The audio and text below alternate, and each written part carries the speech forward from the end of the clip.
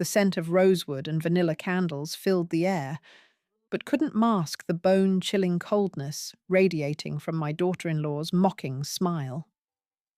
I am Catherine Monroe, 61 years old, a woman who spent 3 decades transforming a modest roadside inn into a luxury hotel empire spanning the entire nation. These weathered hands have signed every contract. These tired eyes have stayed awake countless nights, protecting every dollar in the company accounts. During this year's Thanksgiving dinner, what should have been a time for family unity, Vanessa, my daughter-in-law, once again twisted the knife in my heart with her sickeningly sweet, venomous tone. Maybe Mum should just call an Uber instead of bothering us? Snide laughter rippled around the table like needles piercing my soul. But this time was different. I rose slowly, lifting my glass of red wine high, my gaze sweeping across each face, waiting for me to bow my head like so many times before. I just bought a private jet, not a car. The entire room froze. The air seemed to stop circulating. I was no longer a victim. I was rewriting the rules of the game. If your own family humiliates you at Thanksgiving, will you bow your head or take flight?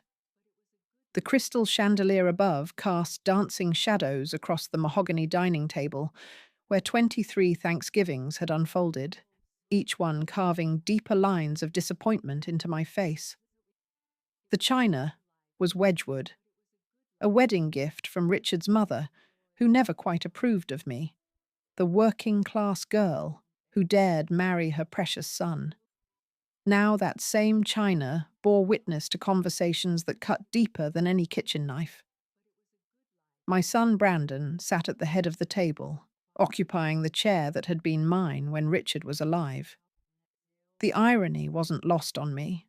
The golden child who'd never worked a day in his life, sitting where decisions worth millions were once made.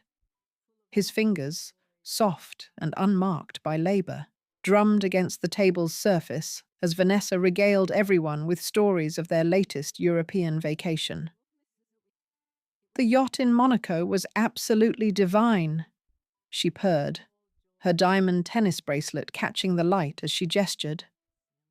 Brandon surprised me with a week at the Hermitage. The concierge recognized our name immediately. Of course they did. The Monroe name opened doors across 5 countries now, a legacy I'd built from 16-hour days and sacrifices that would have broken lesser women. Yet here I sat, relegated to the corner seat like an unwelcome relative, watching my life's work fund their indulgences. The smell of roasted turkey should have been comforting, but instead it reminded me of the first Thanksgiving after Richard's stroke. I'd carved the bird alone while he slept in his hospital bed, the ventilator's mechanical breathing echoing through the house via the baby monitor I'd insisted on keeping. Brandon had been in Aspen that year. Business, he'd claimed, though the only business conducted was on ski slopes and in champagne lounges. "Mother, you're being unusually quiet tonight," Brandon observed, his voice carrying that patronizing tone he'd perfected over the years. "Everything all right with the quarterly reports?" The quarterly reports. As if I hadn't been reading financial statements since before he learned to tie his shoes. As if I hadn't saved his precious company 3 times in the past decade when his innovative strategies nearly drove us into bankruptcy. "The numbers speak for themselves," I replied, taking a sip of wine that tasted like ashes in my mouth.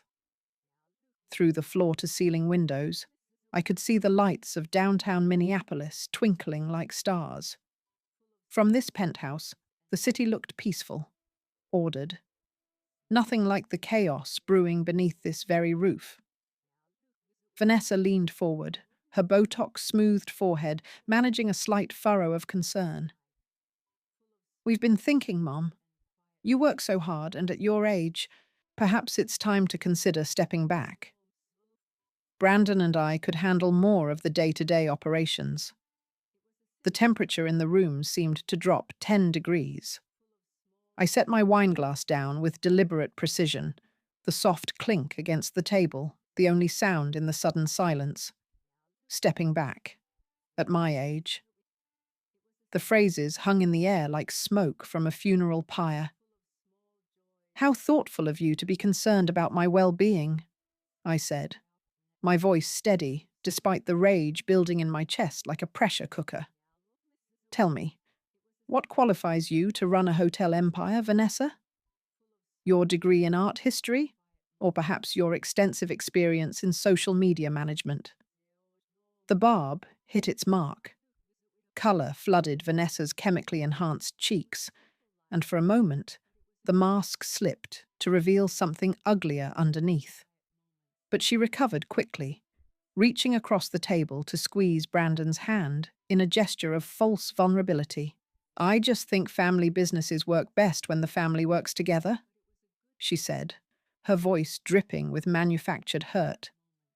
Richard always said the company was his legacy for Brandon. Richard. They dared invoke Richard's name while plotting to steal everything he'd built. My hands trembled slightly as memories flooded back. Richard in his hospital bed, gripping my fingers with surprising strength as he whispered, "Protect it, Catherine. Protect what we built together." The truth was, Richard had left everything to me. Every stock option, every property deed, every contract bore my signature alongside his. But they didn't know that. They assumed, as so many did, that the grieving widow would simply hand over the keys to the kingdom and fade into comfortable obscurity. "Your father," I began, emphasizing the word while looking directly at Brandon, "trusted me to carry on his vision. And I have. Monroe Hotels has tripled in value since his passing. Our occupancy rates are industry-leading, our customer satisfaction scores unprecedented. Perhaps the question isn't whether I should step back, but whether you've earned the right to step forward." The silence that followed was deafening. Even the building's ambient sounds, the hum of the HVAC system, the distant traffic below, seemed to pause in anticipation. Brandon's jaw worked silently, a muscle twitching in his temple the way it had since childhood when he didn't get his way. "I've been groomed for this role my entire life," he finally said, his voice tight with barely controlled anger. "I have an MBA from Wharton, experience in international markets." "Experience funded by whom?" I interrupted, my voice cutting through his practiced speech like a scalpel. "Who paid for Wharton? Who covered your living expenses during those internships in London and Paris? Who bailed you out when your brilliant cryptocurrency venture collapsed?" The colour drained from Brandon's face. Around the table, relatives suddenly found their plates fascinating, unwilling to witness the family's dirty laundry being aired. But I was past caring about appearances. The truth had been buried long enough. "That was different," Vanessa interjected, her voice shrill. "Those were investments in Brandon's future. In the company's future." Were they? I reached into my purse and withdrew a manila folder I'd been carrying all evening. "Because according to these bank records, the $2 million transferred to your Cayman Islands account last month suggests a very different kind of investment." The crash of Vanessa's wineglass hitting the floor was thunderous in the shocked silence. Red wine spread across the white marble like blood at a crime scene, staining the Persian rug that had been a wedding gift from my own parents 35 years ago. Brandon shot to his feet, his chair scraping against the hardwood with a sound like nails on a chalkboard. "You had no right to access those accounts." "I had every right," I replied, standing slowly to meet his gaze. "My name is on every account in this family. My signature is on every major transaction. Did you really think you could steal from me in my own company?" The word "steal" hung in the air like a death sentence. It was the first time anyone in the family had spoken the truth so plainly, and the effect was immediate and devastating. Vanessa began to cry, crocodile tears that had worked on Brandon for years but held no power over me. "It wasn't stealing," Brandon said, but his voice lacked conviction. "I was going to pay it back." The Santorini property was an investment opportunity. Santorini. I laughed, a sound devoid of any warmth or humor. "Yes, I saw the Instagram posts. Living our best life. Isn't that what you captioned them? Living your best life with stolen money." The room began to spin slightly, and I gripped the back of my chair for support. The weight of betrayal was physical, pressing down on my chest like a stone. These people, my son, the child I'd raised and sacrificed for, had been systematically robbing me while I slept. "How long?" I whispered, the question barely audible. "Mom," Brandon started, but I held up a hand to silence him. "How long have you been taking money from the company?" "From me." My voice grew stronger with each word. "How long have you been planning to push me out of my own life's work?" The silence stretched between us like a chasm. Outside, snow began to fall, the first of the season, coating the city in deceptive purity. Inside, the truth was finally being exposed in all its ugly, naked reality. "The Jaguar," I said suddenly, the memory hitting me like a physical blow. Richard's 1967 E-Type, the one he restored himself in our first garage. "Where is it, Brandon?" His face went ashen. In that moment, I knew. The classic car that Richard had lovingly restored, the vehicle he'd planned to drive on our retirement road trip across America, they'd sold it. They'd sold the last tangible piece of my husband for vacation money. "It was just sitting there," Vanessa said defensively, "collecting dust in the garage. We thought—" "You thought nothing!" The words exploded from me with volcanic force. "That car was worth more than your pathetic little Cayman Islands account. It was worth more than all your European vacations combined. But its real value was never monetary." I moved toward the window, staring out at the city lights blurring through my tears. Somewhere out there, Richard's car was probably sitting in some collector's garage, stripped of its history, its love, its meaning. That car was the first thing Richard and I bought together. We were broke, living in a studio apartment above the original inn, but he saw potential in that rusted shell, just like he saw potential in me. We spent every weekend for 2 years bringing it back to life. Tch! My voice cracked on the last word. When I turned back to face them, something had fundamentally shifted in the room's dynamic. I was no longer the woman who had walked in here tonight, the accommodating mother, the generous benefactor, the silent victim of their schemes. "You want to know what I think is funny?" I asked, my voice steady once again. "You've been so busy stealing from me, so focused on your elaborate plans to ease me out, that you never bothered to actually look at the legal documents. You assumed, just like everyone else, that the grieving widow would simply hand over control when pushed." I opened the manila folder and began spreading documents across the dining table, each paper landing with the weight of revelation. Bank statements, property deeds, corporate bylaws, power of attorney documents, an entire empire laid bare in black and white. "Monroe Hotels isn't just a company Brandon might inherit someday," I continued, my finger tracing the signatures on each document. "It's my company. Every property, every asset, every decision requires my approval. Richard didn't leave you a dynasty, son. He left me one, trusting that I would know what to do with it." The color drained from both their faces as the reality set in. All their scheming, all their planning, all their sense of entitlement. It was built on a foundation of assumptions that had just crumbled to dust. Now, I said, gathering the papers with deliberate precision, let me tell you what's going to happen next. But before I could continue, Brandon lunged forward, grabbing for the documents. You can't do this. This company is my birthright. I've worked my entire life. You've worked. I stepped back, clutching the papers to my chest. You've never worked a day in your life, Brandon. You've played at working while I carried the real burden. You've taken credit for successes built on my sleepless nights and my sacrifices. The truth was finally out, hanging in the air like smoke after an explosion.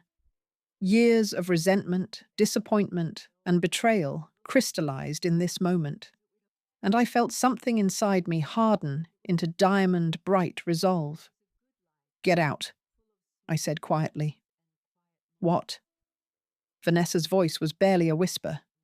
Get out of my house. Get out of my company. Get out of my life. Each word was precisely enunciated, carrying the weight of decades of suppressed anger. You have until Monday morning to clear out your offices. After that, security will escort you from the premises. You can't be serious, Brandon said, but the desperation in his voice suggested he knew I was deadly serious. I have never been more serious about anything in my life. I moved toward the front door, holding it open like a portal to their new reality. Your Cayman Islands account will be frozen by morning. The properties you've been using as your personal playground will be liquidated. The credit cards, the company cars, the expense accounts, all of it, gone. As they stumbled toward the door in shock, Vanessa turned back with one last, desperate gambit. You'll regret this, Catherine. Family is all you have. Without us, you're just a lonely old woman with more money than love. I smiled then, the first genuine smile I'd felt in months. You're right about one thing, Vanessa. Family is important. But you stopped being my family the moment you started treating me like your personal ATM. The door closed behind them with a soft click that sounded like freedom. The silence that followed their departure was profound, like the hush after a thunderstorm. I stood in my dining room, surrounded by the debris of our shattered family dinner, overturned chairs, wine stains spreading across antique fabric, the scattered remnants of a turkey that would never be finished. The grandfather clock in the hallway chimed 11 times, each note resonating through the empty penthouse like a funeral bell. I walked to Richard's study, a room I'd kept exactly as he'd left it 4 years ago. His leather chair still held the faint impression of his body, and his reading glasses lay folded on the mahogany desk beside a half-finished crossword puzzle. The familiar scent of his cologne, bergamot and cedar, had long since faded, but sometimes, in moments of desperate longing, I could almost catch traces of it in the air. The wall safe behind his portrait required both our fingerprints to open, a security measure he'd insisted upon after the company's first major acquisition. Partners in everything, he'd said, pressing my thumb to the scanner alongside his. Now, 3 years after the biometric system had been updated to respond to mine alone, I opened the safe and withdrew the documents that would reshape our family's future forever. The original will was there, of course, but it was the folder marked contingency plans that held the real power. Richard had been paranoid about family betrayal, perhaps because he'd witnessed his own father's company destroyed by similar schemes. Inside were detailed financial investigations he'd commissioned secretly, tracking every questionable transaction Brandon and Vanessa had made over the past 5 years. You knew, I whispered to his portrait, a formal oil painting that captured his intense blue eyes with unsettling accuracy. You knew this day would come. The phone rang at exactly midnight. Brandon, no doubt, calling to apologize, to explain, to manipulate. I let it ring 7 times before answering, savoring the desperate edge in his voice when he finally heard my calm greeting. "Mum, please, we need to talk. Vanessa was out of line tonight, and I apologize for that. But you can't seriously be considering destroying the family over a misunderstanding." A misunderstanding. The theft of millions reduced to a simple miscommunication. I almost admired the audacity. "Brandon," I said, settling into Richard's chair with a cup of chamomile tea, "I'm curious about something. When you sold your father's Jaguar, did you tell the buyer its history? Did you mention that he restored it himself, that it was our first major purchase together, that he planned to drive it across the country for our 40th anniversary?" Silence stretched between us, filled only by the soft ticking of the grandfather clock and the distant hum of traffic 20 floors below. "It was just a car, Mom. Just a car." 4 words that sealed his fate more completely than any legal document could. "No, Brandon. It was never just a car. Just like Monroe Hotels is never just a company. They represent something you've never understood. The difference between owning something and earning it. I've earned my place in this company." His voice cracked with strain. "I've given you my entire adult life. You've given me your presence while taking everything else. There's a difference." I opened the contingency file, spreading Richard's meticulous documentation across the desk. "Did you know your father had private investigators monitoring your financial activities for the past 3 years?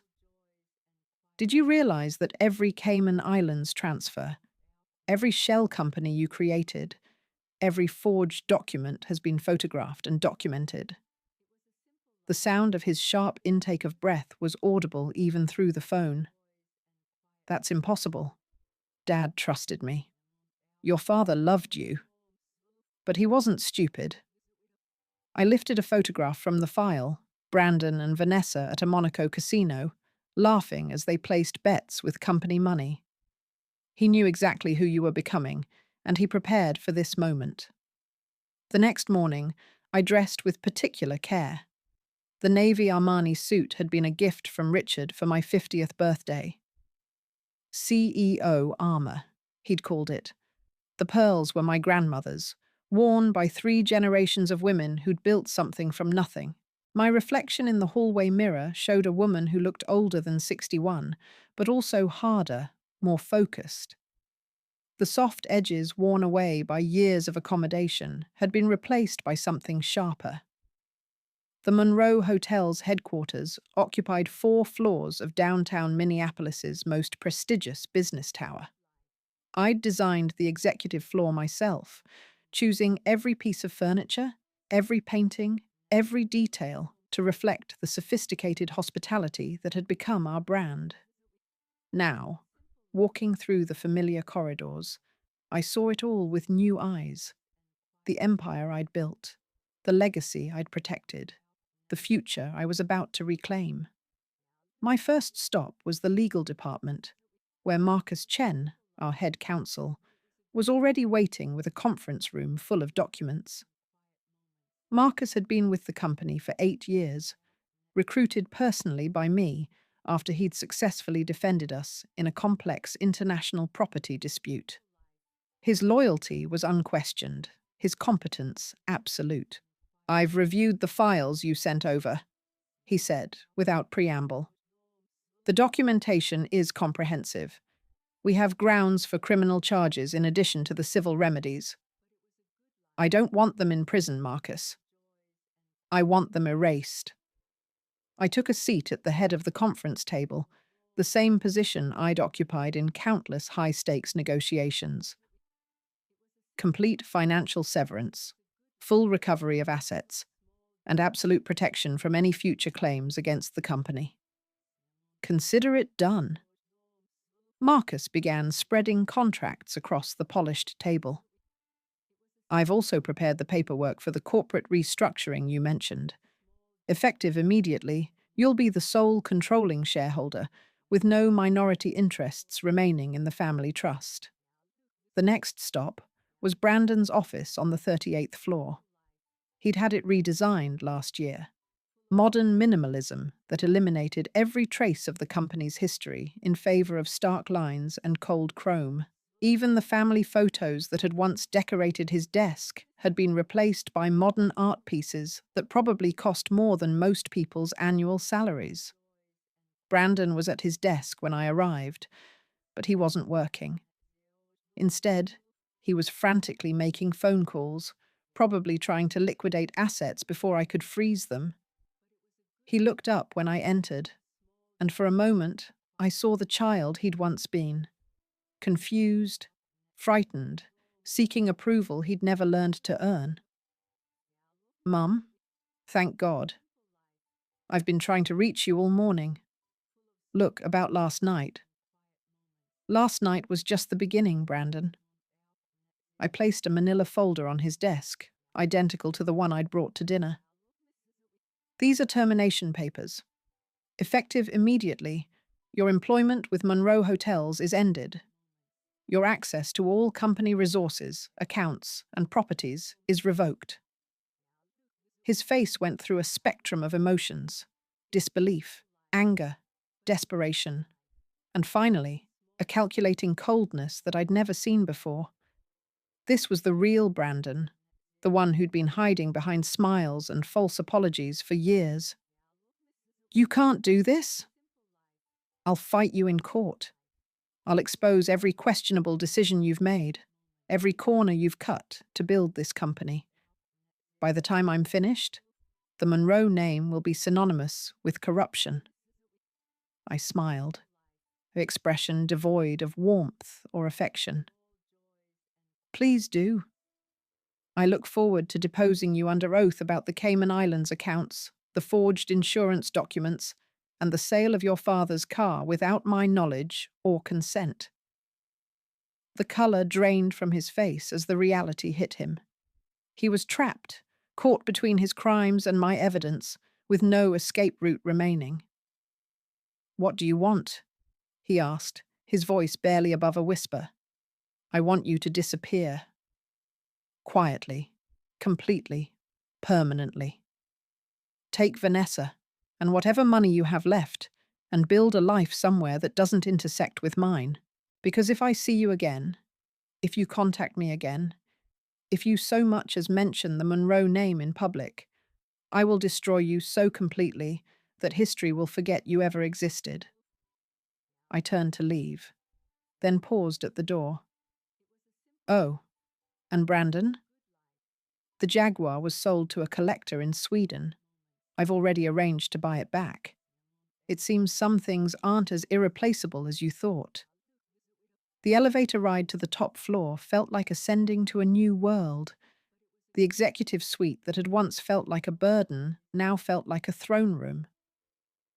I sat behind the desk that Richard and I had chosen together 20 years ago, looking out at the city that had watched me build an empire from determination and dreams. My assistant, Margaret, knocked softly before entering. She'd been with me for 12 years, a sharp-eyed woman in her 50s who'd climbed the corporate ladder through competence and loyalty rather than connections. "The board meeting is in an hour," she said, placing a stack of documents on my desk. "Are you ready for this?" "I've never been more ready for anything in my life." I reviewed the agenda one final time, each item carefully planned to eliminate any possibility of challenge or reversal. "Has the press release been prepared?" "Drafted and ready for your approval.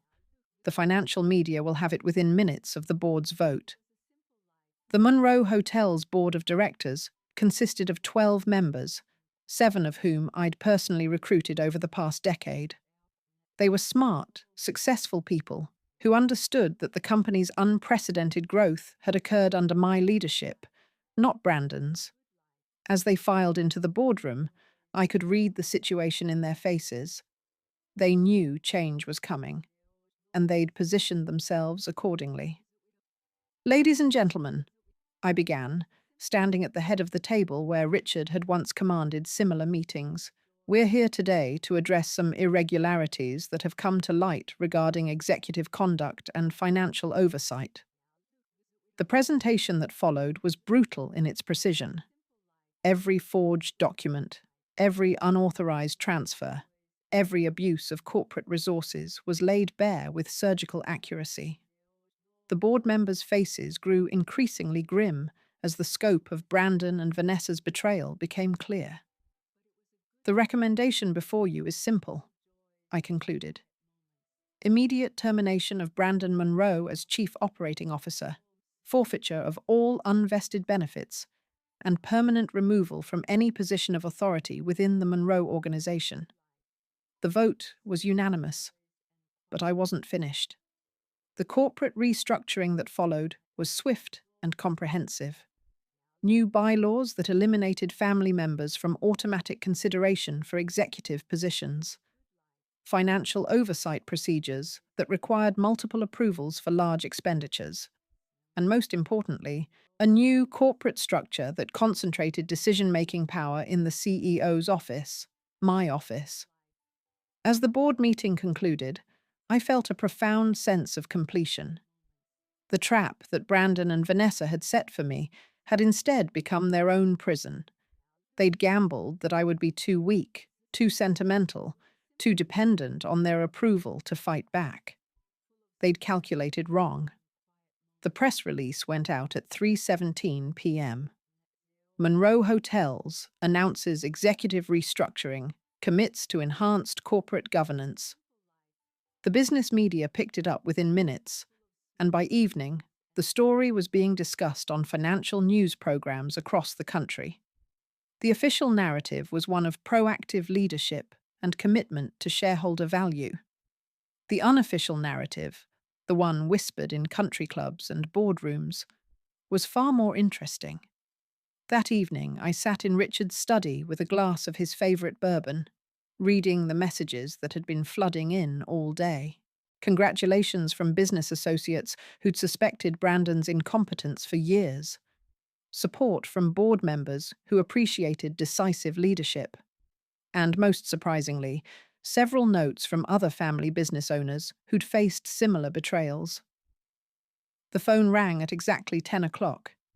Vanessa this time, her voice shrill with panic and rage.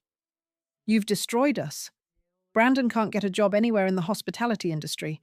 We're being evicted from the apartment. Our accounts are frozen, our credit cards cancelled.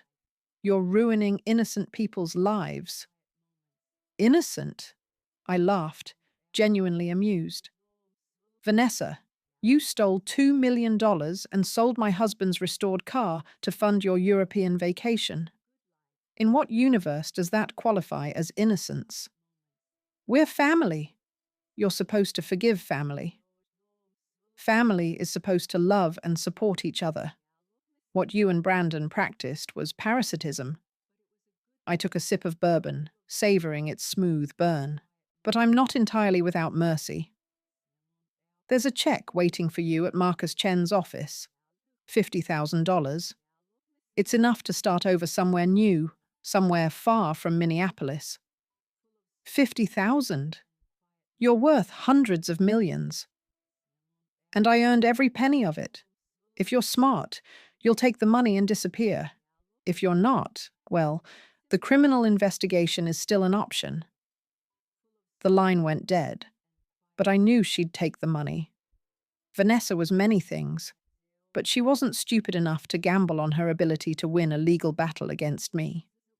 That night, for the first time in 4 years, I slept peacefully in the bed I'd shared with Richard. The war was over, the victory complete, and the future, for the first time in years, belonged entirely to me.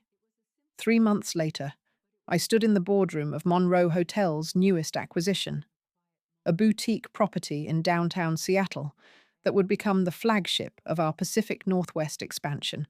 The morning sun streamed through floor-to-ceiling windows, casting golden rectangles across the polished conference table, where 12 nervous executives sat waiting for my assessment of their operation. The transformation in my life had been remarkable.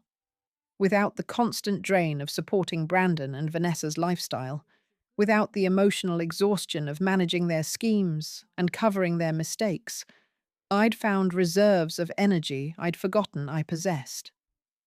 The company's quarterly earnings had increased by 32%. Our customer satisfaction scores had reached all-time highs, and hospitality industry publications were calling the Monroe Hotel's turnaround the most impressive corporate rehabilitation in recent memory. But the most significant change wasn't in the numbers. It was in me. The woman who'd once apologized for taking up space in her own dining room now commanded respect in boardrooms across 3 time zones. The mother who'd accepted crumbs of affection from ungrateful children now chose her relationships based on mutual respect and genuine connection. The Seattle property represents more than just an expansion opportunity, I told the assembled executives, my voice carrying the authority that came from owning, not just managing, the conversation. It's a statement about the direction Monroe Hotels is taking. We're not just growing, we're evolving. After the meeting, I walked to the property's penthouse suite, which would serve as my home away from home during the integration process. The view from the 42nd floor was breathtaking. Elliott Bay stretching toward the Olympic Mountains, ferries cutting white wakes across blue water, the city spreading below like a circuit board of ambition and possibility. My phone buzzed with a text message from an unknown number. "Mum, I'm in rehab in Arizona. 90 days. When I get out, could we maybe talk?" -B. I stared at the message for a long moment, feeling an unexpected stab of something that might have been sympathy. But sympathy wasn't the same as trust. And trust, once shattered, couldn't be reassembled with good intentions and family obligations. I deleted the message without responding. The real validation came 6 months later, at the annual Hospitality Industry Awards dinner in Las Vegas. I'd been nominated for Executive of the Year, not because of family connections or inherited privilege, but because of measurable results and innovative leadership. As I sat at the head table, wearing the same navy Armani suit that had become my armor, I thought about the journey that had brought me here. When my name was announced as the winner, the applause was genuine and sustained. Walking to the podium, I caught sight of my reflection in the ballroom's mirrored walls, a woman who looked confident, successful, powerful. The frightened widow, who'd once hidden behind accommodation and appeasement, was gone forever. This award belongs not just to me, but to every person who's ever had to choose between comfort and courage, I said, gripping the crystal trophy with hands that no longer trembled with doubt. To those who've discovered that sometimes the people who claim to love you are the ones preventing you from becoming who you're meant to be. The audience was silent, recognizing that they were hearing something more personal than a typical acceptance speech. I spent decades building other people's dreams while neglecting my own. I funded other people's lifestyles while living modestly. I accepted other people's definitions of my worth while ignoring my own accomplishments. I paused, looking out at faces that included competitors, colleagues, and industry leaders who'd watched my transformation with interest and respect. But I learned something important. You cannot save people from the consequences of their own choices. You cannot love someone into becoming worthy of your love. And most importantly, you cannot build a legacy on someone else's foundation. The applause that followed was thunderous, but it was the conversations afterward that mattered most. Business leaders sharing their own stories of family betrayal and corporate courage. Women who'd been marginalized in their own companies, finding inspiration in my example. Young executives who saw that success without integrity was just elaborate failure. 2 weeks later, I was in my office reviewing acquisition prospects when Margaret knocked and entered with an expression I couldn't quite read. "There's someone here to see you," she said. "Claims to be your daughter-in-law." Vanessa walked into my office looking like a ghost of her former self. The designer clothes had been replaced by department store bargains, the perfect hair and makeup by a tired woman who'd learned that beauty without substance fades quickly. She sat in the chair across from my desk without invitation, her hands folded in her lap like a supplicant. "I came to apologize," she said, her voice barely above a whisper. I continued reviewing the acquisition files, not bothering to look up. For which part? The theft, the lies, or the years of treating me like an ATM with feelings? All of it. She took a shaky breath. "Brandon's been in rehab twice. Drugs, alcohol. I guess he couldn't handle losing everything. And I've been working at a hotel in Phoenix, housekeeping. This got my attention." I looked up to see tears streaming down her face. Not the calculated crocodile tears she'd deployed so effectively before, but the genuine anguish of someone who'd finally confronted reality. "Housekeeping," I repeated. "How fascinating. And what have you learned from that experience?" "That the women who clean those rooms work harder in one day than I worked in entire months of my previous life. That respect has to be earned, not inherited. That I spent so many years focused on what I thought I deserved that I never considered what I'd actually contributed." I leaned back in my chair, studying her face for signs of manipulation or performance.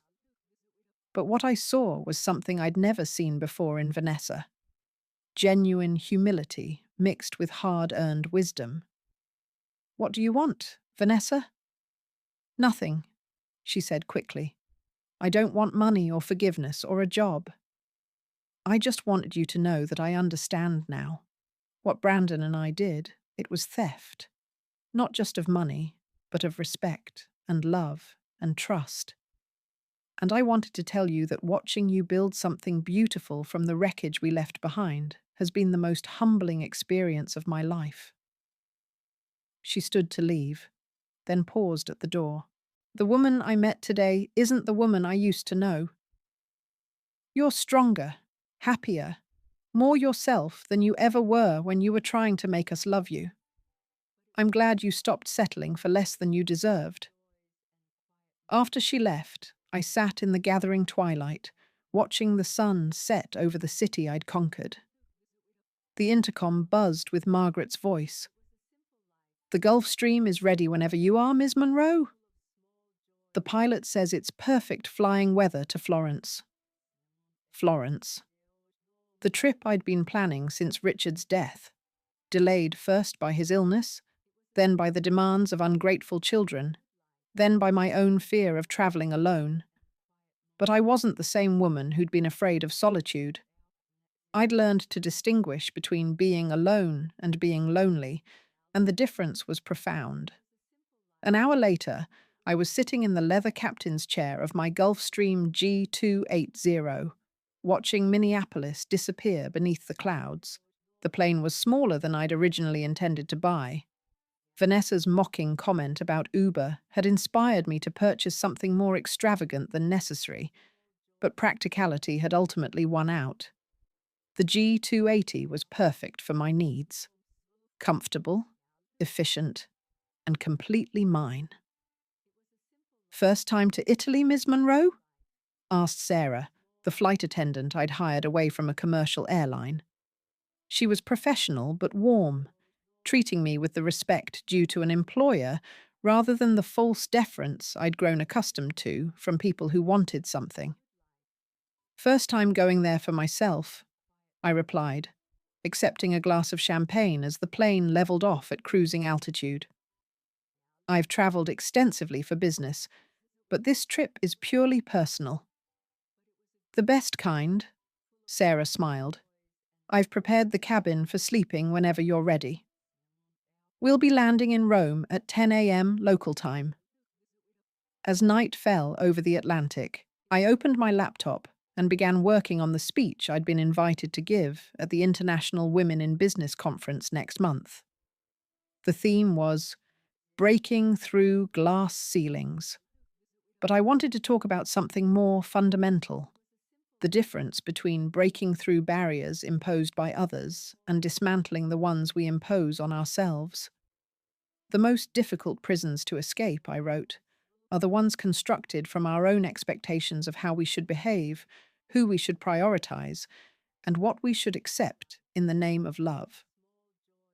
We become guards of our own limitations, justifying our captivity by calling it loyalty, sacrifice, or family obligation.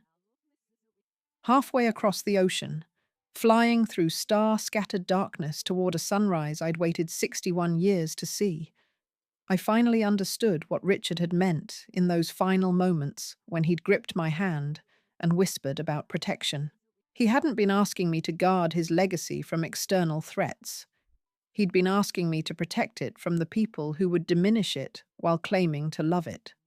The sun was rising over the Tuscan hills when our plane touched down in Florence, painting the ancient city in shades of gold and amber that reminded me why people had been making pilgrimages here for centuries.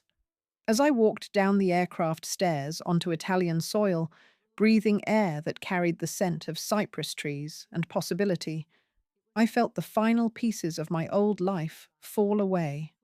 My phone buzzed with messages, business updates from Minneapolis, congratulations from colleagues who'd followed my journey, invitations to speaking engagements and board positions. But I silenced it all, choosing instead to focus on the immediate moment: the warmth of Italian sunshine on my face, the sound of church bells echoing across the Arno River, the knowledge that for the first time in decades, my time belonged entirely to me. That evening, I sat on the terrace of my hotel suite overlooking the Ponte Vecchio, sipping Brunello di Montalcino and reading Richard's journal, a leather-bound book he'd kept hidden in his desk, filled with observations about business, family, and life that I'd never heard him speak aloud. One entry, dated just weeks before his stroke, struck me with particular force. Catherine carries the weight of everyone else's dreams while neglecting her own. I worry that when I'm gone, she'll disappear entirely into other people's expectations. I hope she finds the courage to disappoint them magnificently. Disappoint them magnificently. The phrase echoed in my mind as I watched the sunset paint the ancient bridge in shades of copper and gold. I had disappointed them, hadn't I? Brandon and Vanessa had expected compliance and received defiance. Business rivals had expected decline and witnessed renaissance. Industry observers had expected a grieving widow to fade into irrelevance and instead watched her emerge as a force of nature. My phone rang, the ringtone I'd assigned to truly important calls. Margaret's voice was excited, professional, carrying news that couldn't wait for morning. "The Forbes list is out," she said without preamble. "You're number 43 on the most powerful women in business. The article is, well, it's everything we could have hoped for." I smiled, watching the lights of Florence twinkle to life as darkness settled over the ancient city. Read me the headline: Catherine Monroe, the CEO who turned family betrayal into corporate gold. The subtitle says, "How a Grandmother's Courage Transformed Personal Devastation into Industry Leadership." After hanging up, I remained on the terrace until the last tourist had crossed the bridge below and the city had settled into its evening rhythm. Tomorrow I would visit the Uffizi, walk through the markets, maybe take a cooking class with other travelers who'd come to Italy seeking something they couldn't find at home. But tonight, I simply sat with the knowledge that I'd become someone worth respecting. Not because of who I'd married or who I'd raised, but because of choices I'd made, battles I'd fought, and values I'd refused to compromise. The wind carried the sound of laughter from a restaurant somewhere below. Families and friends sharing meals, making memories, celebrating life's simple pleasures. For decades, I'd watched such scenes with envy, wondering why happiness seemed to come so easily to others while remaining just beyond my grasp. Now I understood. Happiness wasn't something that happened to you. It was something you chose, something you created, something you protected fiercely from people who would diminish it for their own comfort. My phone buzzed one final time, a text from an unknown number that I almost deleted without reading. But something made me look. Saw the Forbes article. Dad would be proud. I stared at the message for a long time, feeling the familiar tug of maternal instinct, the old desire to fix, to save, to accommodate. But those days were over. Some bridges, once burned, should remain ash and memory. I deleted the message and turned off the phone. The last thing I did before going to bed was write a single line in the journal I'd started keeping. Today, I chose myself. It was the best decision I ever made. 6 months later, I stood in the penthouse suite of Monroe Hotel's newest property in Dubai, looking out at a city that defied every natural law to exist in magnificent splendor.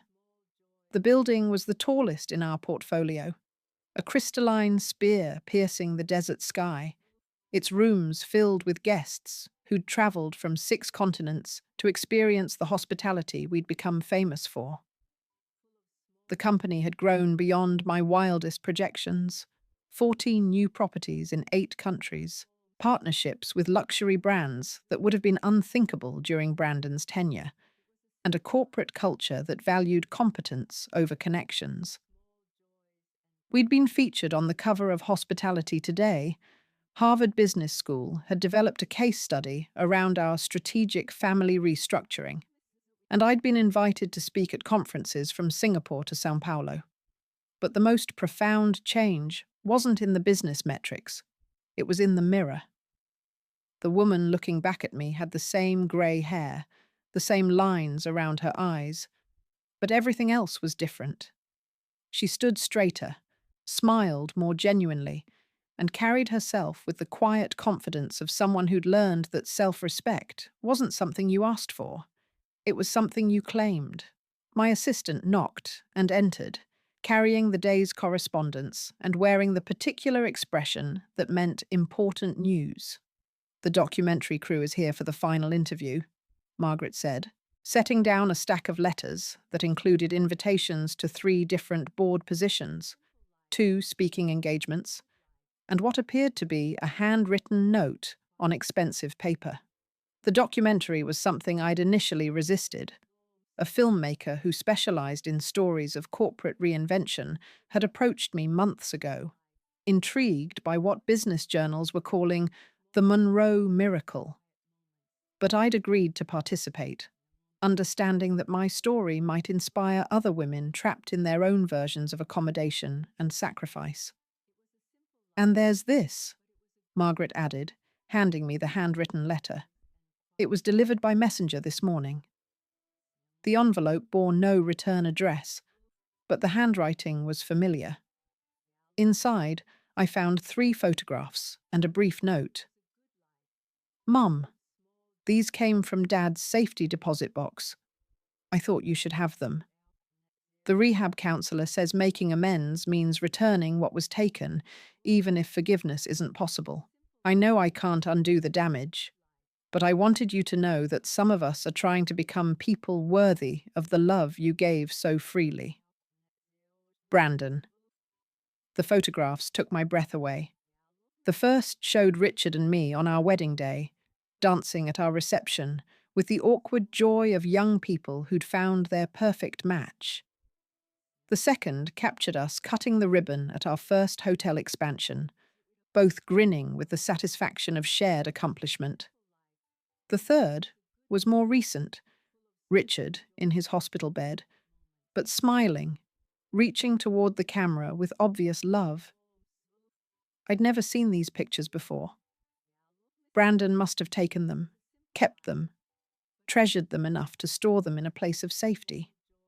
The revelation that he'd recognized and valued our love, even while betraying it, added a complex layer to the grief I'd thought I'd finished processing. But the dominant emotion wasn't sadness, it was gratitude. Gratitude for the years I'd had with Richard, for the strength I'd found after losing him, for the courage to demand more from life than mere survival. The documentary interview took place on the hotel's rooftop garden, with the Dubai skyline providing a backdrop that spoke eloquently about transformation and possibility. The filmmaker, a sharp-eyed woman named Elena Rodriguez, had spent months researching my story, and her questions reflected a deep understanding of both the business and emotional dimensions of what had happened. When people hear about family betrayal in business contexts, they often assume it's about greed or power, Eleanor said, adjusting her microphone as cameras rolled. But your story suggests something more complex. Can you talk about that? I considered the question, watching the sun set over a city that existed because people had refused to accept natural limitations. Betrayal is rarely about money, I said finally. It's about respect, recognition, and the fundamental question of whether someone sees you as a person or a resource. My son and daughter-in-law didn't steal from me because they needed money. They had access to considerable wealth through legitimate channels. They stole because they saw me as someone who existed to serve their needs, rather than someone who deserved consideration of her own. And the moment you decided to fight back, what changed? I stopped asking for permission to value myself. For decades, I'd been seeking approval from people who benefited from withholding it. Once I realized that their opinion of my worth was irrelevant to my actual worth, everything became clear. The interview continued for another hour, covering the business transformation, the personal growth, and the unexpected joys of building a life based on authentic relationships rather than obligatory ones. When it was over, I felt the satisfaction that comes from having articulated something important, something that might help other people recognize their own worth before it was too late. That evening, I had dinner with Sofia Alvarez, the executive I'd promoted to Chief Operating Officer after Brandon's departure. She was brilliant, hard-working, and completely loyal. Not to me personally, but to the vision we'd built together. Our conversation ranged from expansion plans to staffing strategies to the challenges of maintaining corporate culture across international markets. The sole property is ahead of schedule, Sophia reported, reviewing her tablet between courses. And the team in Bangkok has successfully negotiated that partnership with the luxury spa group we discussed. Excellent. And how are you handling the increased responsibility? I know we've asked you to take on a lot in a short time. Sophia smiled, her confidence evident, but not arrogant. I'm thriving, Catherine. For the first time in my career, I'm working for someone who values competence over politics, results over relationships. It's incredibly liberating. That night, alone in my suite 40 floors above the Persian Gulf, I sat down to write the final chapter of the memoir my publisher had commissioned. The book wasn't meant to be a business guide or a revenge fantasy. It was intended as a meditation on the difference between existing and living, between surviving and thriving. The most important lesson I learned, I wrote, wasn't about business or family or even justice. It was about the distinction between love and accommodation. True love challenges people to become their best selves. Accommodation enables them to remain their worst selves while feeling entitled to your support in doing so. The phone rang as I was writing, an international number I didn't recognize. When I answered, a familiar voice spoke hesitantly from thousands of miles away. Mrs. Monroe? This is Vanessa.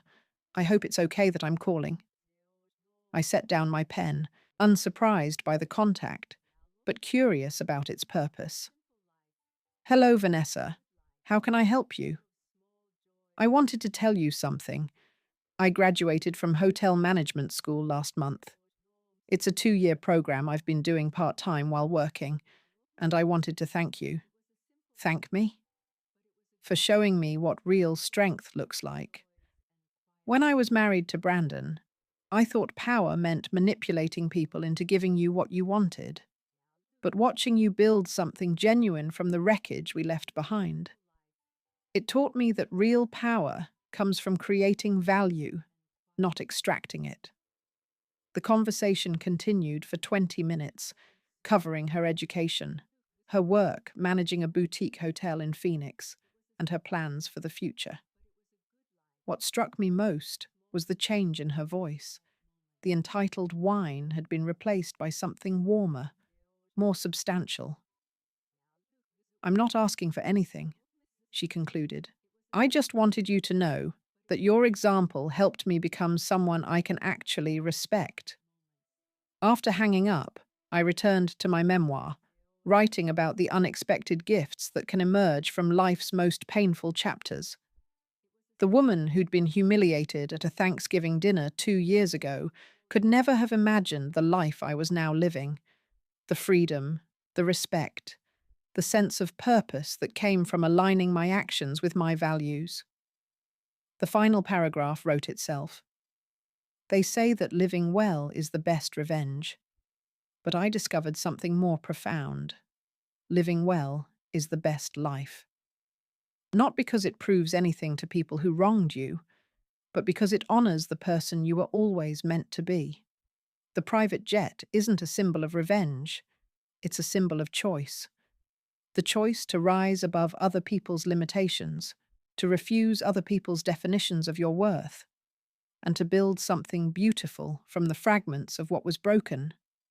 As I prepared for bed, I walked to the suite's floor-to-ceiling windows and looked out at the city lights stretching to the horizon.